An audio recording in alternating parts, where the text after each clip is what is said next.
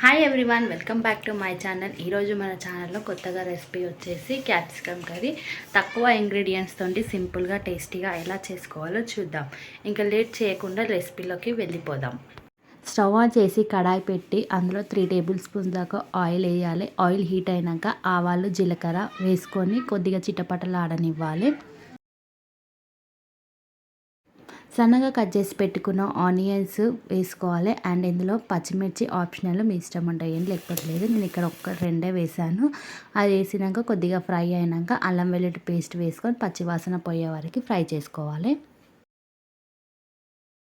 అల్లం వెల్లుల్లి పేస్ట్ పచ్చివాసన పోయేందాక ఫ్రై చేసుకున్న తర్వాతకి ఒక 2 చిన్న సైజులో ఉన్న టమాటాలు కట్ చేసుకొని వేసుకొని మొత్తం బాగా కలుపుకోవాలి. కలిపిన తర్వాతకి మనం ముందే కట్ చేసి పెట్టుకున్న క్యాప్సికమ్ ముక్కలను కూడా వేసుకొని అంత ఒకసారి కలిపి మూత పెట్టుకొని ఒక 5-10 మినిట్స్ కుక్ చేసుకోవాలి.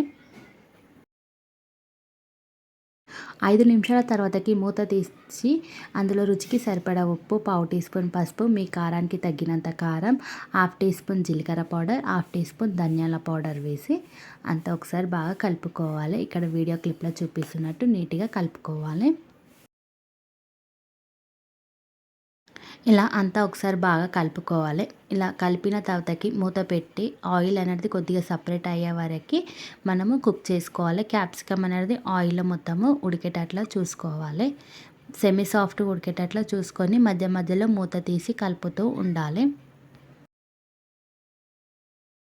కూర అనేది ఇలా అడుగు పట్టేటప్పుడు ఒక చిన్న టీ గ్లాస్ అని వాటర్ వేసుకొని అంతా ఒకసారి కలుపుకొని మూత పెట్టి మగ్గించుకోవాలి. ఎక్కువ వాటర్ పోస్తే బాగుండదు, పల్చగా అవుతుంది. సో చిన్న టీ గ్లాస్ వాటర్ వేసుకొని నీట్గా మిక్స్ చేసుకోవాలి. ఇలా మధ్య మధ్యలో కలుపుతూ కూర అనేది బాగా క్యాప్సికమ్ ముక్కలు అనేటివి మంచిగా ఉడికేటట్లుగా నీట్గా కలుపుతూ మధ్య మధ్యలో కలుపుతూ ఉండాలి. ఇప్పుడు ఇక్కడ ఈ స్టేజ్లో మీరు సాల్ట్ చెక్ చేసుకొని సాల్ట్ అడ్జస్ట్ చేసుకోవచ్చు. నాకు కరెక్ట్గా సరిపోయింది కాబట్టి నేను సాల్ట్ అనేది యాడ్ చేయట్లేను. మూత పెట్టి మరో 5-10 నిమిషాలు ఇలా మనం కుక్ చేసుకోవాలి. కుక్ చేసుకున్నాక 5 నిమిషాల తర్వాతకి స్టవ్ ఆఫ్ చేసేసేయాలి.